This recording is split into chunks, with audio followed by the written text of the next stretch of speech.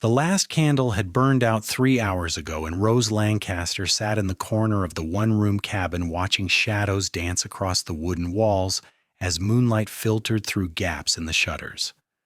She had learned every pattern by heart over the past 2 years, tracing their movements with her eyes until sleep finally claimed her, and tonight would be no different from any other night in this isolated stretch of New Mexico territory in 1878. Her father had built this cabin 15 miles outside of Pinon when she was 16, determined to stake his claim on land nobody else wanted, convinced that his cattle would thrive on the sparse grassland that stretched between the pinon pines and juniper trees. He had been wrong. The cattle died one by one during the first winter, and her mother followed them 6 months later, her body worn down by the relentless work and the crushing disappointment that came with watching dreams crumble into dust.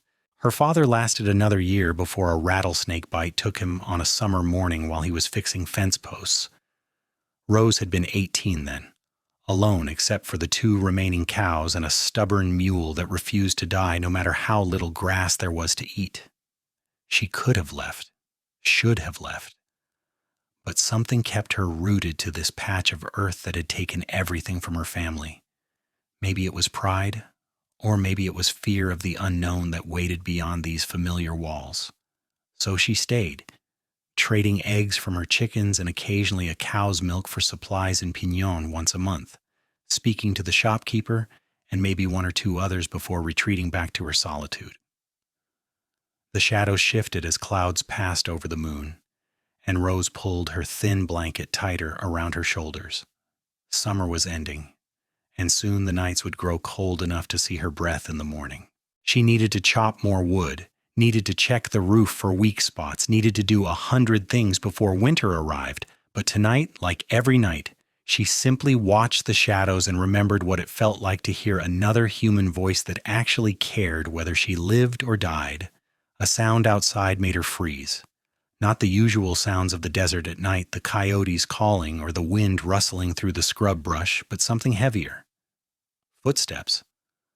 Her heart hammered against her ribs as she stood slowly, reaching for the old rifle her father had left behind. She had fired it exactly twice in 2 years, both times at rattlesnakes, and her aim had been terrible. The footsteps stopped at her door. Someone knocked. 3 solid raps against the weathered wood. "Miss?" A man's voice, rough and tired. "I saw your light earlier. My horse threw a shoe about a mile back. I do not mean any harm. Just need some water, and maybe directions to the nearest town." Rose said nothing, her fingers tight on the rifle. Men did not just wander out here by accident. This land was too far from the main routes, too isolated for casual travelers. "Miss, I know you are in there. I can pay for the water. I have got silver." The voice paused. "Please, I have been walking for hours." Something in the exhaustion of his tone made her move closer to the door. "Step back," she said, her voice hoarse from disuse. "Step back where I can see you through the window." She heard him move, and a moment later a figure appeared in the moonlight, visible through the gaps in her shutters. Tall, broad-shouldered, wearing a hat that shadowed his face. He held his hands up, showing he was unarmed, though she could see a gun belt around his waist. "I am stepping back further," he said, and true to his word, he moved another 3 paces from the door. Rose debated for another long moment, then slowly lifted the wooden bar that secured the door. She opened it just a crack, keeping the rifle pointed at the stranger. "What are you really doing out here?" In the moonlight, she could see him better now. He was probably in his mid-20s, with dark hair that curled slightly at the edges beneath his hat, and a face that would have been handsome if it were not so drawn with fatigue. Dust covered his clothes, and she noticed he was limping slightly. "Honest truth?" He lowered his hand slowly. "I was riding from Santa Fe to Pinon, took what I thought was a shortcut. Horse stepped wrong in a gopher hole, threw the shoe, and spooked. Ran off before I could catch him. I have been walking since sundown trying to find anything resembling civilization." He gestured to her cabin. "Your place is the first sign of human life I have seen in hours." "Pinon is 15 miles east," Rose said. "You will not make it tonight." I figured as much. He looked at her steadily. I am not asking to come inside. Just some water for my canteen and I will sleep outside. Head out at first light. Rose studied him, her instincts warring with each other. 2 years of solitude had not completely erased the basic kindness her mother had tried to instill in her, but 2 years of solitude had also taught her that the world was not a gentle place, especially for a woman alone. There is a well around back, she finally said. Help yourself. You can sleep in the shed. It is not much, but it will keep the wind off. Relief washed over his face. Thank you, miss. Truly. Rose, she said, though she was not sure why. Rose Lancaster. Lucas Thornton. He touched the brim of his hat. I am grateful for your kindness, Miss Lancaster. She watched as he walked around the side of the cabin toward the well, his limp more pronounced now. Against her better judgment, she called out, Are you hurt? He turned back. Twisted my ankle a few miles back. Nothing serious. Rose hesitated, then made a decision she would question for hours afterward. Wait. She disappeared inside, returning a moment later with a small cloth bundle. Wrap this around it. It has got some herbs my mother used to use for swelling. And here. She held out a small portion of dried beef and a biscuit. It is not much. Lucas took the offerings like they were gold. Miss Lancaster, I do not know what to say. Do not say anything. Just do not make me regret helping you. She stepped back inside and closed the door, sliding the bar back into place. But she did not move away from the door. Instead, she stood there in the darkness, listening to his footsteps as he went to the well, then to the shed. She heard the shed door creak open and then close. For the first time in 2 years, another human being was sleeping within 50 feet of her cabin, and the knowledge of it sent a strange mixture of fear and something else, something she could not quite name, through her chest. She returned to her corner and wrapped the blanket around herself again, but the shadows on the wall seemed different now. Less familiar, less predictable. She told herself it was because she was unsettled by the stranger's presence, but deep down she knew it was something else. For the first time in 2 years, her only company was not just shadows on the wall. Sleep did not come easy. Every sound made her tense, her hand reaching instinctively for the rifle she had placed beside her.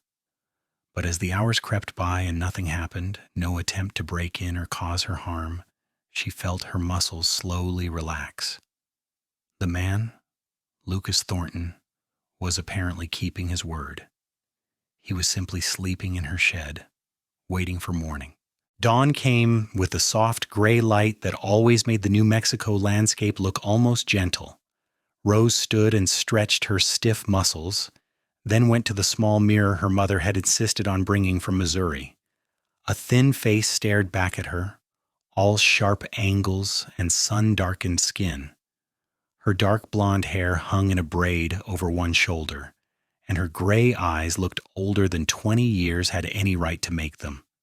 She splashed water on her face from the basin, then pulled on her worn work dress and boots. The chickens needed feeding, and she needed to check on the cows. She also needed to see if Lucas Thornton was still in her shed, or if he had already headed out at first light as he had promised. When she stepped outside, the morning air was cool and clean, carrying the scent of sage and dust. She walked toward the shed, her steps cautious, but before she reached it, the door opened and Lucas emerged. He looked better in daylight, less haggard, though his clothes were still covered in dust and his dark hair was tousled from sleep. He had taken off his hat, and she could see his face clearly now. Strong jaw, straight nose, and dark blue eyes that met hers directly. "Morning, Miss Lancaster," he said. "I want to thank you again for your hospitality." "You're heading out then," she said, trying to keep her voice neutral. That was the plan. He shifted his weight, wincing slightly. "Though I admit 15 miles on a twisted ankle is not going to be pleasant, but I have imposed enough on your kindness." Rose looked at him, then at the horizon where the sun was just starting to paint the sky with streaks of orange and pink.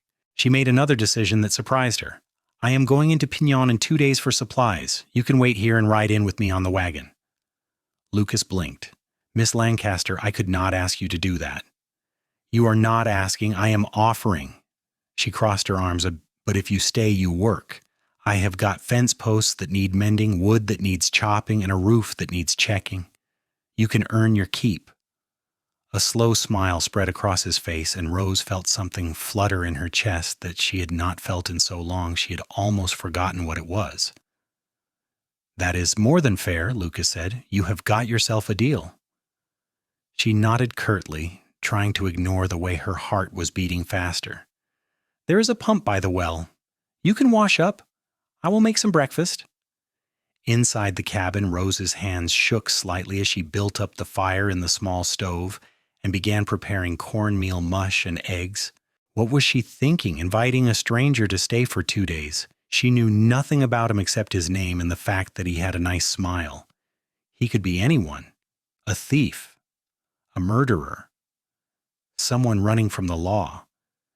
But something in his eyes had seemed honest.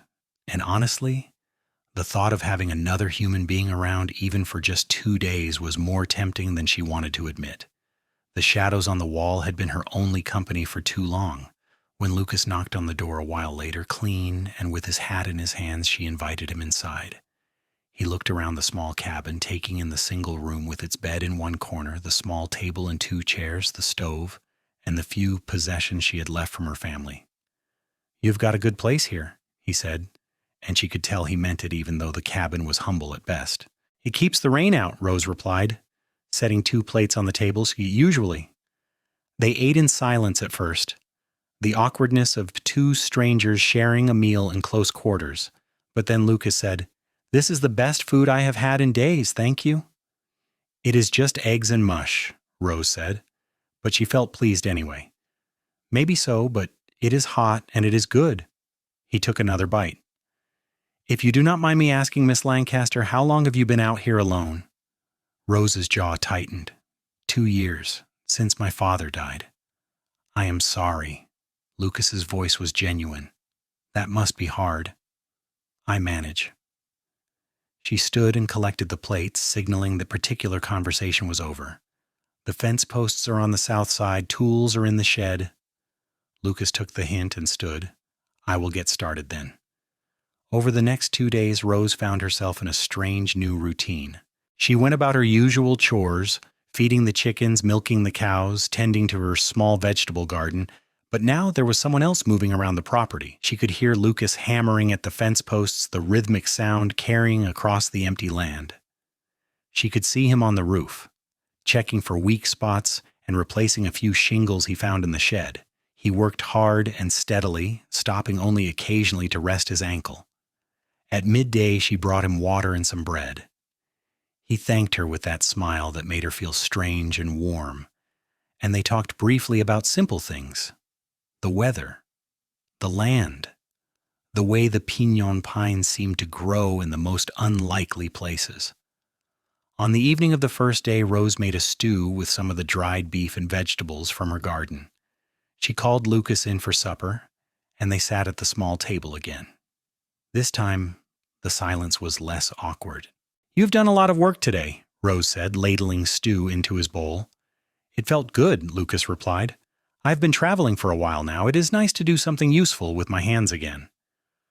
What brings you to Piñon? Rose asked, then immediately wondered if she was prying. But Lucas did not seem to mind. Looking for work, actually. I heard they might need ranch hands at some of the bigger spreads around there. I worked on a ranch in Texas for a few years, but the owner died and his son sold the place. Been drifting since then, looking for somewhere to settle. You want to settle? Rose was surprised. Most men she had met seemed to prefer the freedom of drifting. I am 26 years old, Lucas said. Getting tired of sleeping in different places every night, never knowing where the next meal is coming from. I want something more permanent, a place to call home eventually. Rose understood that desire more than she could express. I hope you find it. They talked more that evening than Rose had talked to anyone in 2 years. Lucas told her about growing up in Texas, about learning to ride and rope before he could properly read, about his parents who had died of fever when he was 17, and how he had made his own way since then, Rose found herself sharing things she had not spoken aloud in so long about her parents' dreams for this land, about how hard it had been to watch those dreams die, and about the strange stubbornness that kept her here even when logic said she should leave.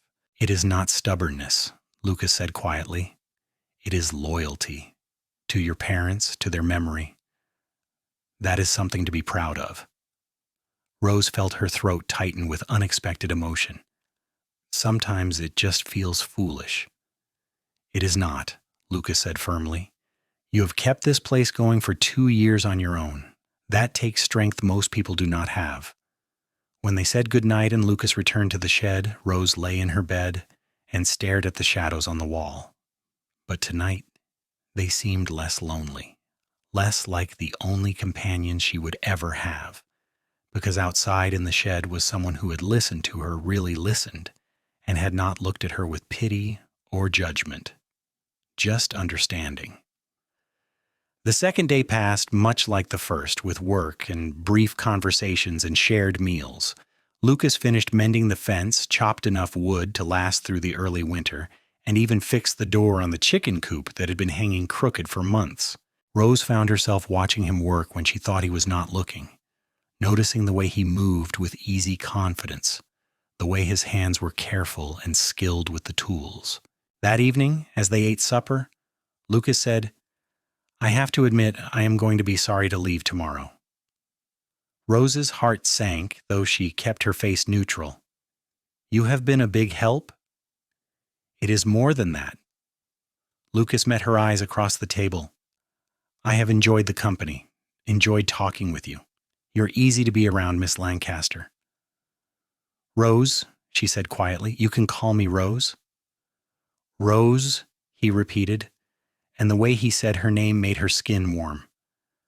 "I know we have only known each other for 2 days, but I feel like I should tell you something." Rose's pulse quickened. "What?" "I think you are one of the bravest people I have ever met." Lucas leaned forward slightly. "Living out here alone, making it work when most people would have given up. That takes real courage." "I do not feel brave," Rose admitted. "Most days I just feel tired." "That is what makes it brave," Lucas said. "Doing it anyway, even when you are tired."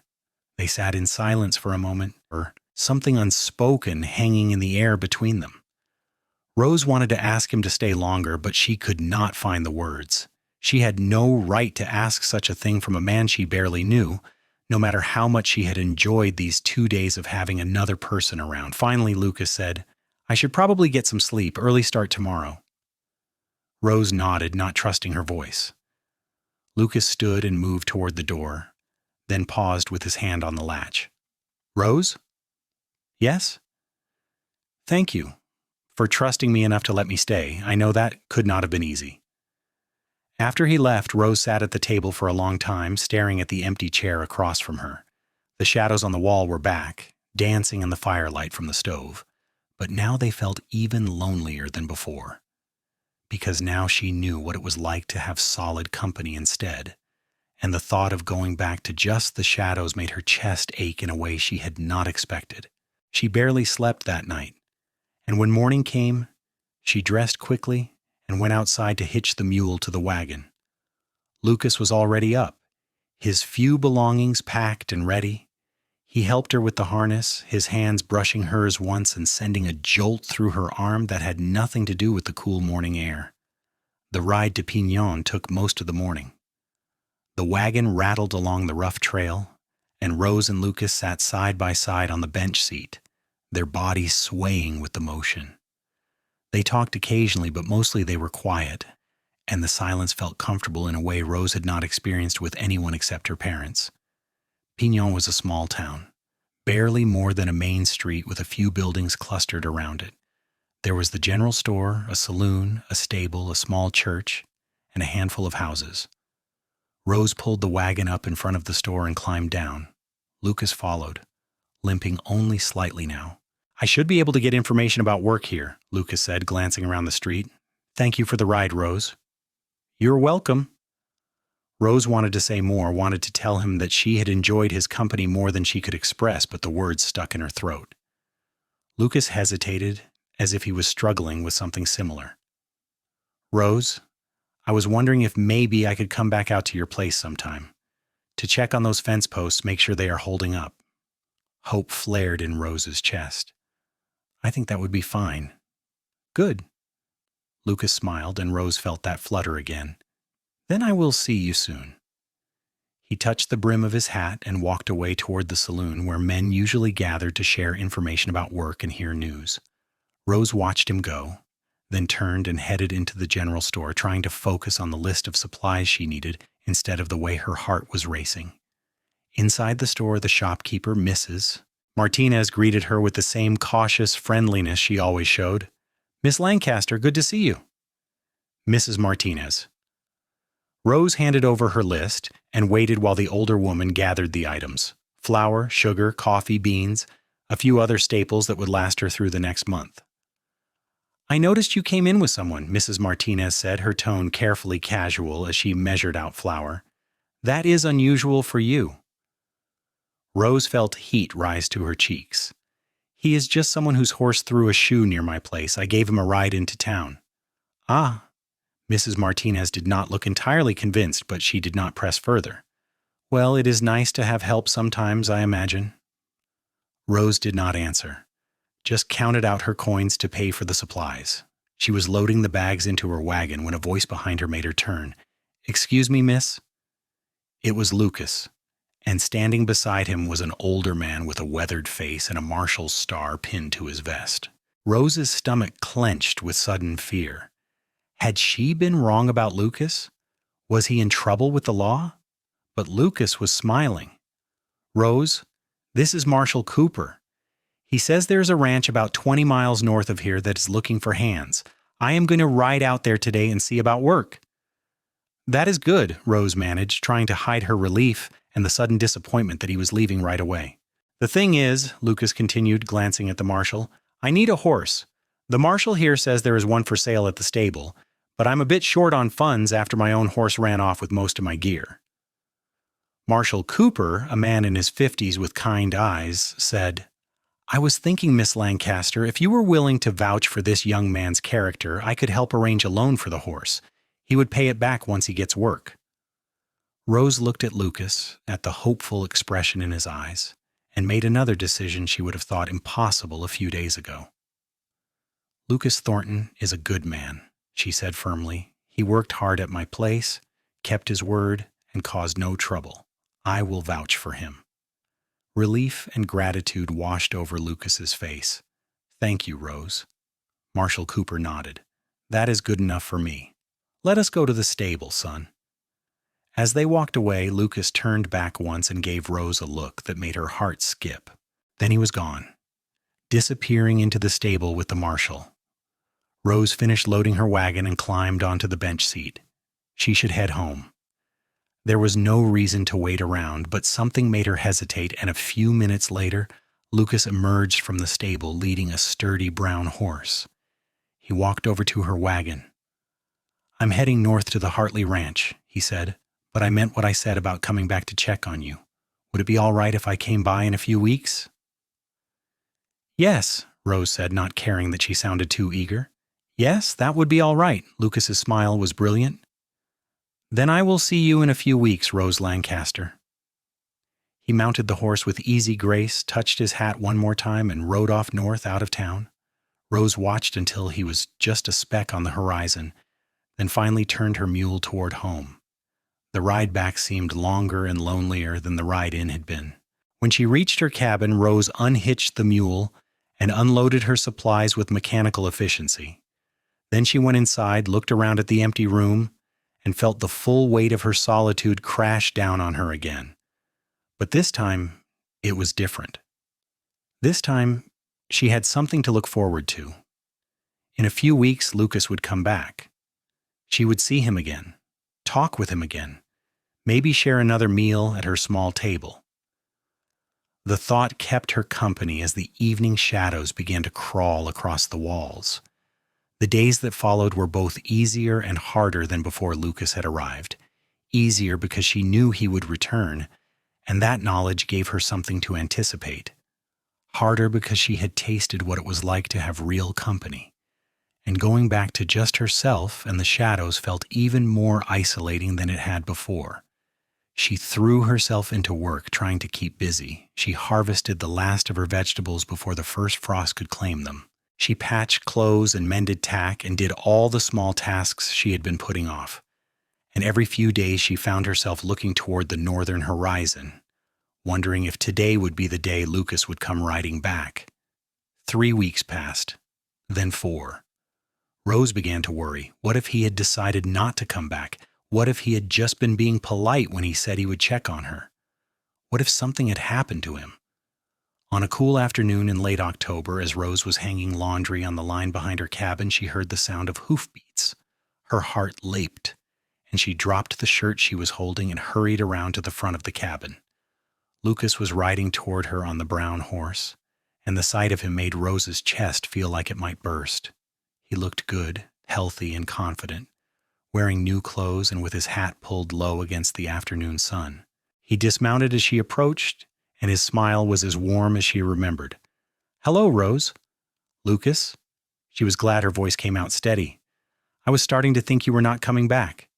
"I am sorry it took so long," he said. "The work at the Hartley Ranch has been demanding. We have been moving cattle to winter pasture, and I could not get away until now." He paused. "But I have been thinking about you, about coming back here." Rose felt her face flush with pleasure. "I'm glad you did." "So am I." Lucas looked around at the property. "How have you been? Any trouble?" "No trouble, just the usual work." Rose hesitated, then said, "Would you like to come in? I have coffee on." "I would like that very much." Inside the cabin, Rose poured coffee with hands that trembled slightly. Lucas sat at the table looking around the room with an expression she could not quite read. "I missed this place," he said quietly. "I know that probably sounds strange, but I thought about it a lot. About you here alone, with just the shadows for company." Rose set the coffee cup in front of him and sat down across the table. "It has been lonely," she admitted. "More so after you left. Before, I did not realize how lonely because I had nothing to compare it to. But after those 2 days with you here, I understood what I was missing." Lucas reached across the table and took her hand. The touch sent warmth shooting through her entire body. "Rose, I need to tell you something. I have been working at the Hartley Ranch for a month now, and it is good, steady work. Mr. Hartley is a fair man, and he has said that if I prove myself, there is a permanent position for me there, which means I would be staying in this area, permanently." Rose's heart was pounding so hard she was sure Lucas could hear it. "That is good news." "It is," Lucas agreed. "But the thing is, I have not been able to stop thinking about you, about how brave you are, how strong, about the way you looked at me like I was worth something when we talked, about how right it felt to sit at this table and share a meal with you." He squeezed her hand gently. "I know it has only been a month, and I know we have only spent a few days together, but I would like to spend more time with you, to see if maybe what I am feeling is not just in my head." Rose stared at him, barely daring to believe what she was hearing. "What are you feeling?" Lucas met her eyes steadily, like maybe I have been drifting all these years because I was looking for something, and I did not know what it was until I met you. Like maybe you are what I have been searching for. Tears pricked at Rose's eyes. "I feel the same way," she whispered. "I have felt it since that first morning when you came out of the shed and looked at me like I mattered." Lucas stood and moved around the table, pulling Rose to her feet. He cupped her face in his hands, his thumbs brushing away the tears that had started to fall. "You do matter, more than you know." Then he kissed her, and Rose felt like the shadows that had been her only company for so long were finally, completely banished. His lips were warm and gentle, asking rather than demanding, and she responded with all the loneliness and longing she had kept bottled up for 2 years. When they finally pulled apart, both of them were breathing hard. Lucas rested his forehead against hers. "Rose Lancaster, I think I might be falling in love with you." "I think I might be falling in love with you too," Rose said, and saying the words out loud made them feel real and solid and right. They spent the rest of the afternoon together talking and planning and imagining what a future might look like. Lucas explained that he could visit every week, more often if she wanted. He talked about how he was saving money from his wages, how eventually he might be able to help her make improvements to the property or even expand it. Rose talked about her dreams for the place, dreams she had not allowed herself to voice in so long: more cattle, maybe some horses, fixing up the cabin properly, adding a real window with glass instead of just shutters. As the sun began to set, painting the sky in shades of orange and purple, Lucas said reluctantly, "I should head back. I have work early tomorrow, but I will come back next week, and the week after that, as often as I can." Rose walked him outside to where his horse was waiting. "I will be here," she said, "waiting for you." Lucas kissed her again, slower this time, savoring it. "That is all I need to hear." She watched him ride away, but this time it did not hurt quite so much, because she knew he would be back. She knew that this was not goodbye, but just a temporary parting. And when she went back inside her cabin and looked at the shadows beginning to form on the walls, they seemed less like the only company she had, and more like old friends she no longer needed quite so desperately. Over the next few months, Lucas kept his promise. He came every week, sometimes staying just for an afternoon, sometimes for a whole day if his work schedule allowed. Each visit felt precious to Rose, like she was storing up moments of happiness to sustain her through the days when he was gone. They talked about everything and nothing. They worked together on projects around the property. They shared meals and stories, and slowly, steadily, they built something real and solid between them. Winter came, bringing cold winds and occasional snow that dusted the piñon pines and made the landscape look harsh and beautiful. Lucas worried about Rose out here alone in the cold, and he brought her extra supplies when he came. Firewood he had cut and dried, blankets he had bought with his wages. Rose protested at first, not wanting to feel like charity, but Lucas made it clear that this was not charity. This was caring for someone he loved, because by Christmas, there was no doubt that they loved each other. Lucas said it first on a cold December evening as they sat by the fire in Rose's cabin. "I love you, Rose. I know it has only been a few months, but I am certain. I love you." Rose, who had been guarding her heart for so long, felt the last of her walls crumble. "I love you too, Lucas. So much it scares me sometimes." "Do not be scared," Lucas said, pulling her close. "I am not going anywhere. I promise you that."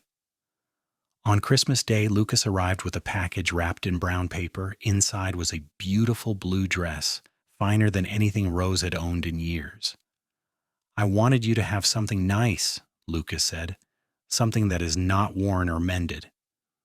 Rose held the dress against herself, feeling the soft fabric, and tears welled in her eyes.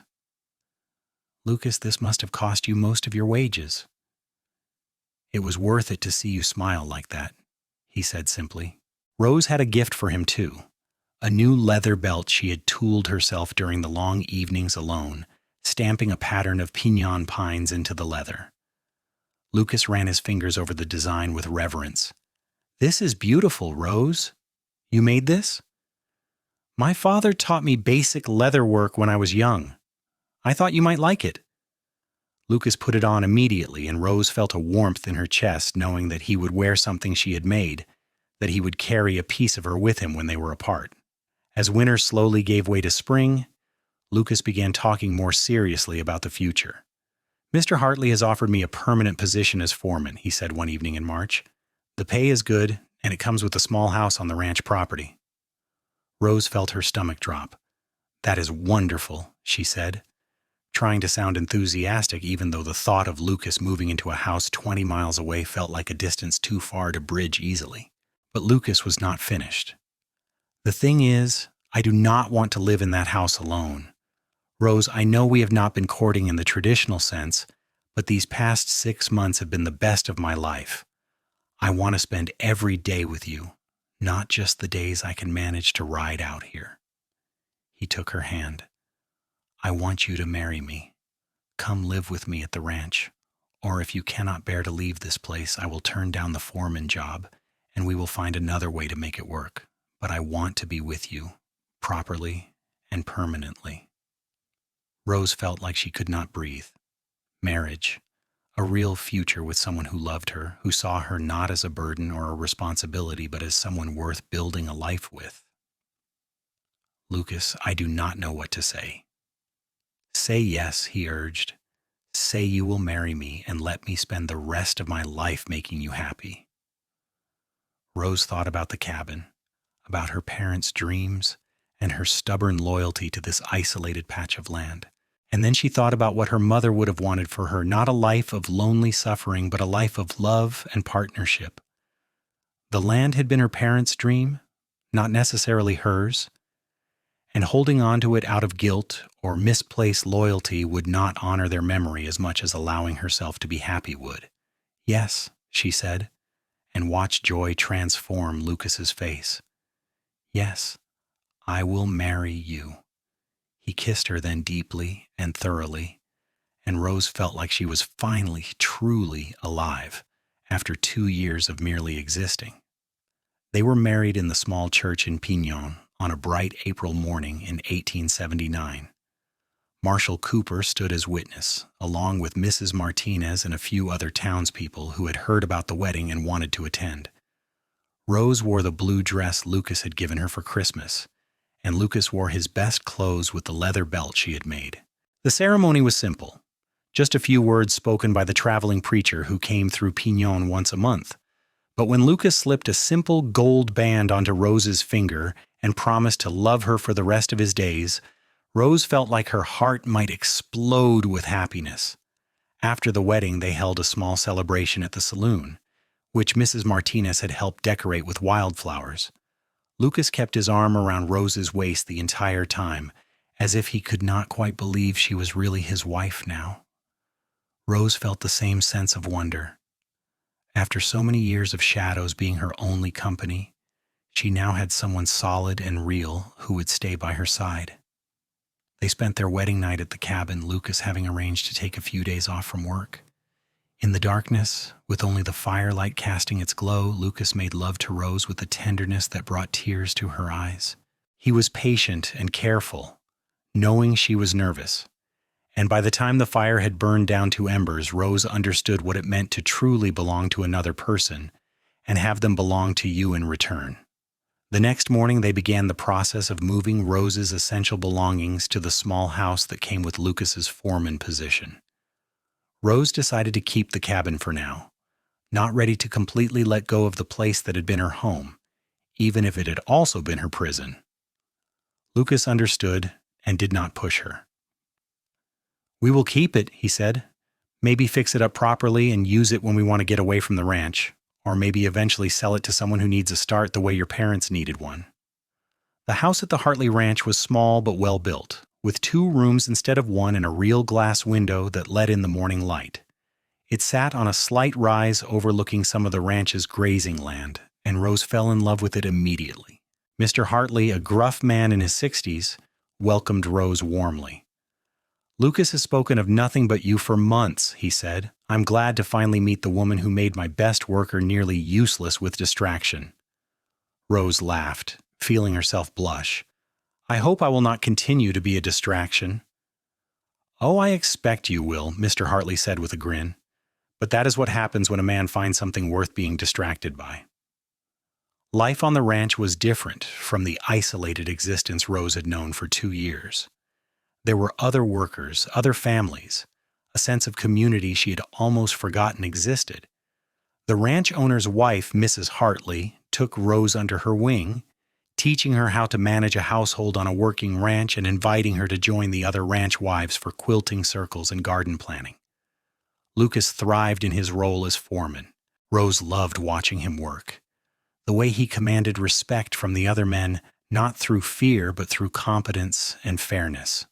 He worked long hours, especially during the busy seasons, but he always came home to Rose at night, always kissed her like he had been waiting all day just for that moment. Their life together settled into a comfortable rhythm. Rose tended a much larger garden than she ever could have managed alone, and she learned how to cook for the large meals they sometimes hosted for the other workers. She helped with the ranch bookkeeping, having learned her numbers well from her mother. And slowly she began to understand what it felt like to be part of something larger than just her own survival. But there were difficult times too. The first summer brought a terrible drought that killed off some of the cattle and made everyone tense and worried. Rose saw the stress it put on Lucas, the long meetings with Mr. Hartley trying to figure out how to keep the ranch viable. She did what she could to support him, keeping their home a place of peace he could retreat to, listening when he needed to talk, and staying quiet when he needed silence. In the fall, they received word that one of the other ranches in the area had been hit by rustlers. Security became tighter, with men riding the fence lines constantly. Lucas started coming home later, often exhausted. Rose worried about him but tried not to let it show, knowing he had enough to worry about without adding her fears to the mix. Then, on a cold November night, Lucas came home with a bullet graze on his arm. He had surprised some rustlers trying to cut through the fence and had exchanged fire with them before they fled. Rose felt her blood turn to ice when she saw the wound, even though Lucas insisted it was nothing serious. "You could have been killed," she said, her voice shaking as she cleaned and bandaged the wound. "But I was not," Lucas said, wincing as she applied the bandage. "Rose, this is part of the job, part of life out here." "I know that," Rose said, "but knowing it and seeing you come home bleeding are two different things." Tears started falling and she could not stop them. "I cannot lose you, Lucas. I cannot go back to being alone again." Lucas pulled her close with his good arm. "You are not going to lose me. I promise you, Rose. I am careful. I am smart about what risks I take, and I have too much to live for now to do anything stupid." Rose held on to him, breathing in his familiar scent, trying to calm the fear in her chest. The shadows on the walls of their house danced in the lamplight, but they were not lonely shadows anymore. They were just shadows, powerless and insignificant because she had Lucas now. Real, solid, warm Lucas who held her and promised not to leave her. The rustlers were eventually caught by the marshal and his deputies, and life on the ranch returned to its normal pace. Winter came and went, and when spring arrived in 1880, Rose realized she was pregnant. She told Lucas on a warm evening in late March, after he came home from a long day of helping with the spring calving. "You are going to be a father," she said, watching his face carefully. Lucas stared at her for a long moment, then whooped with joy and picked her up, spinning her around before remembering to be careful and setting her down gently. "Rose, this is the best news, the absolute best news." "You are happy?" Rose asked, even though his reaction made the answer obvious. "Happy does not even begin to cover it." Lucas put his hand on her still flat stomach. "We are going to have a baby, our baby." The pregnancy was not easy. Rose dealt with morning sickness that lasted well into the afternoon and a bone-deep exhaustion that made simple tasks feel monumental. But Lucas was there through all of it, bringing her water when she was sick, taking over tasks she normally handled, and constantly telling her how beautiful she was even when she felt anything but. Mrs. Hartley and the other ranch wives rallied around Rose, sharing advice and hand-me-down baby clothes.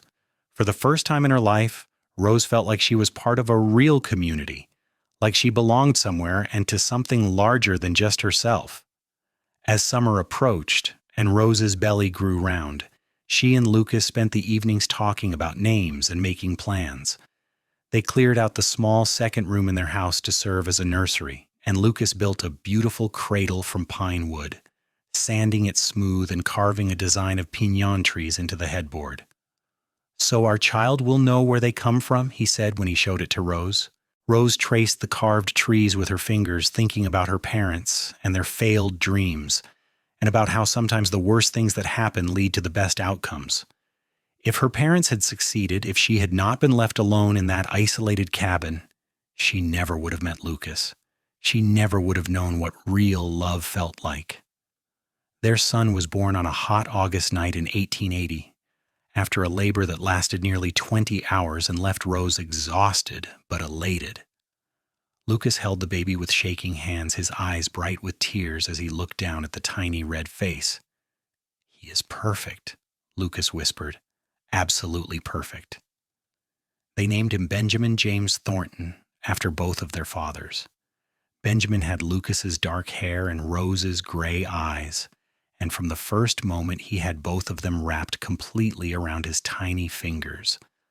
Those first months of parenthood were exhausting and wonderful in equal measure. Benjamin was a good baby, but he still woke frequently in the night to eat, and Rose found herself moving through the days in a fog of sleeplessness. But even in the hardest moments when Benjamin was crying and would not be soothed, Rose felt grateful. Grateful for her son, for her husband, for the life they had built together. Lucas was a devoted father. He would come home from long days of work and immediately take Benjamin, talking to him in a soft voice about the cattle and horses, about the land and sky.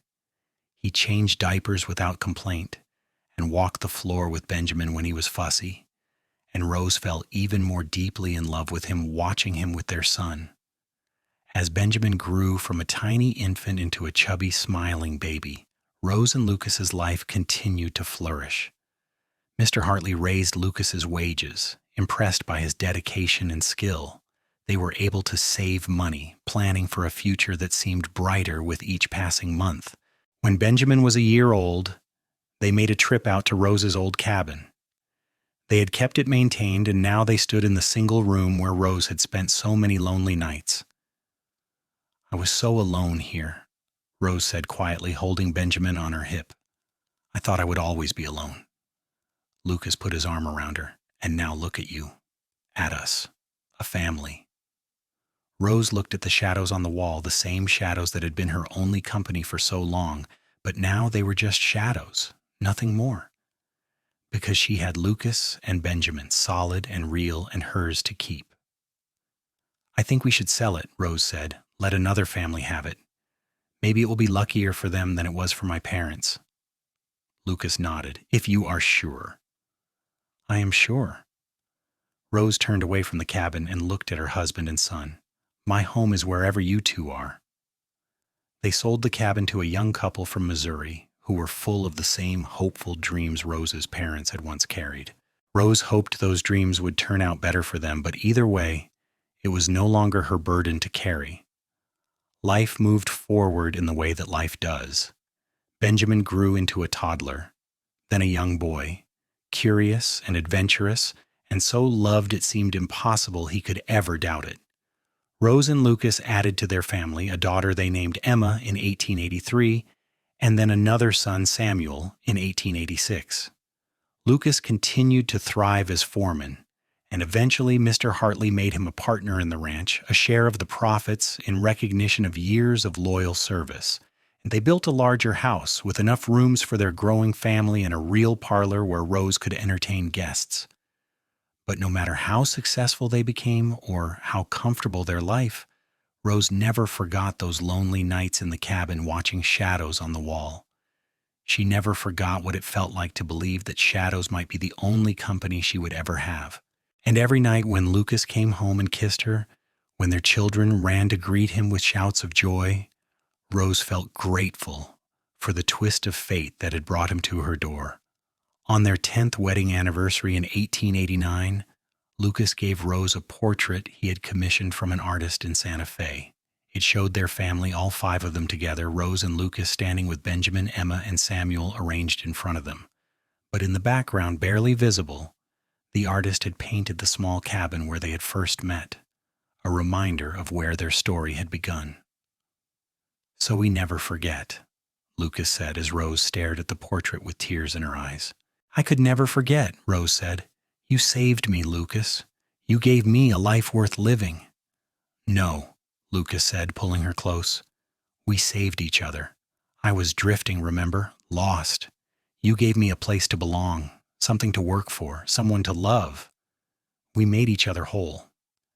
As the 1890s arrived, the Thornton family was firmly established as one of the most respected in the region. Lucas and Mr. Hartley expanded the ranch, buying up neighboring properties as they became available. Benjamin, now a boy of 9, was already showing signs of following in his father's footsteps, constantly asking to help with the cattle and horses. Emma, at 6, was quieter but equally determined, with a gift for gentling even the most skittish horses. And Samuel, at 3, was pure mischief and laughter, keeping everyone on their toes. Rose had found her place not just as a wife and mother, but as a pillar of the community. She helped organize fundraisers for the new school that had been built in Pignon. She taught other women how to stretch their resources during hard times, drawing on her own experiences of survival, and she made sure that anyone who came to her door asking for help received it, remembering what it had felt like to be desperate and alone. On a warm evening in May of 1894, the whole family gathered on the porch of their house to watch the sunset. Benjamin, now 13 and already taller than his mother, was talking about his plans to attend agricultural college in a few years. Emma, 11, was sketching the landscape in a notebook she always carried.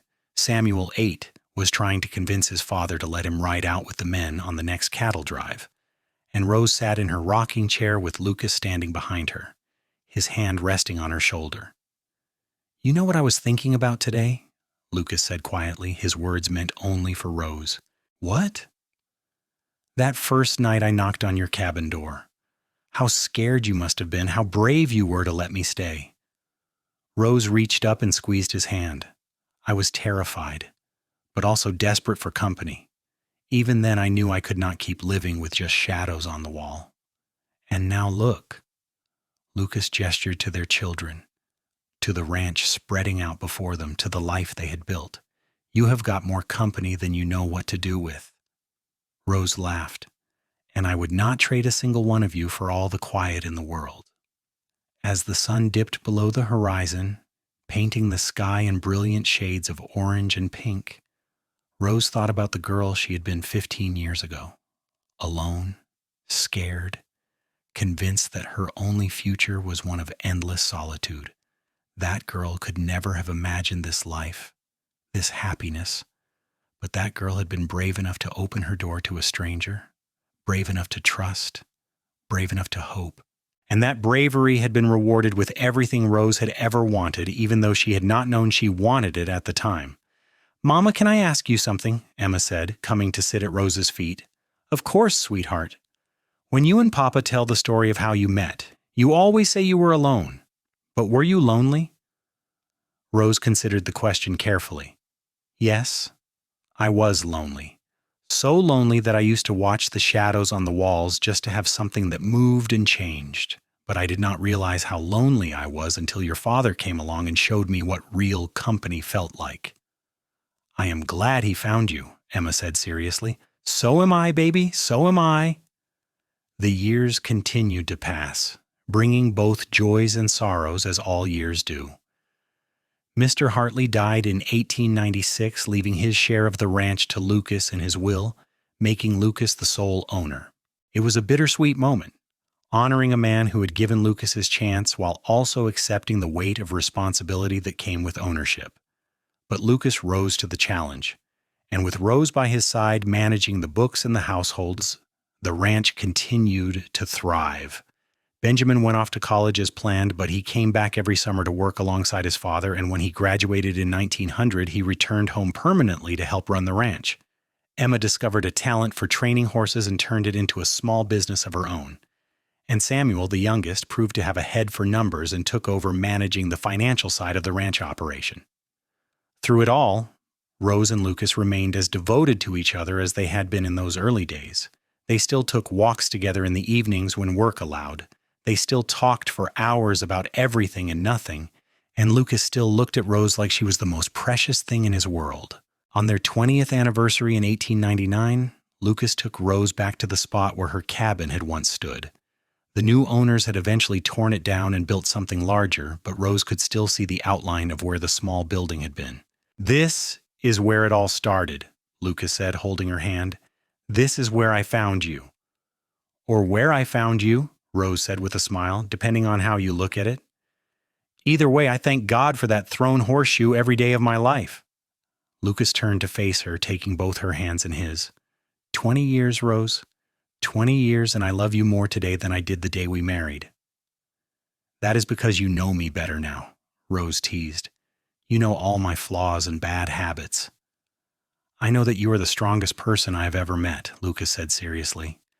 I know that you are kind and generous and smarter than you give yourself credit for.